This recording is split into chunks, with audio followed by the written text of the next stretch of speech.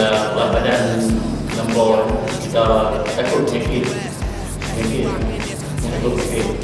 Yang kedua mungkin susah dalam kehidupan kita ni susah. Bagi orang-orang yang berbadan besar ni mungkin semua akan tahu macam mana kita terpaksa membuat keluar, macam mana kehidupan harian kita, macam mana kita menolak melakukan satu kerja, susah untuk melakukan kerja. Jadi nak cari sekolah, nak kerja raya, nak cari baju raya susah.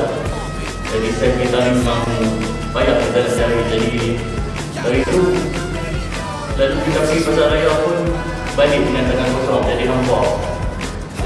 Lalu macam hari raya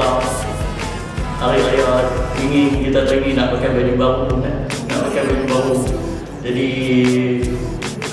keluar daripada petang sampai ke malam cari tak jumpa juga, terpaksa lah pakai baju lama.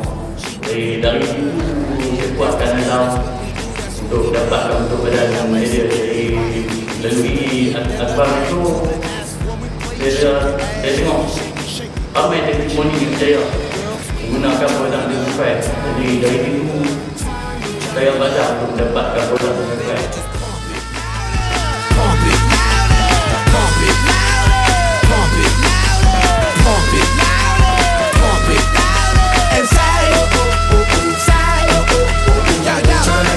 Bulan pertama saya rasa terkejut. Jadi bulan pertama dia dapat menurunkan berat badan saya dalam 16 kg. Dari situ timbul balik semangat untuk teruskan menggunakan Demify. Jadi pada berat badan pun dah berkurang, jadi saya pun dapat buat apa yang saya suka dari rutin harian saya. Kadang-kadang jadi sempurna tanpa ada halangan. Macam bersukan, lalu masa badan besar dulu memang susah untuk sukan. Dah lari 5 minit dalam 10 minit dah penat dah.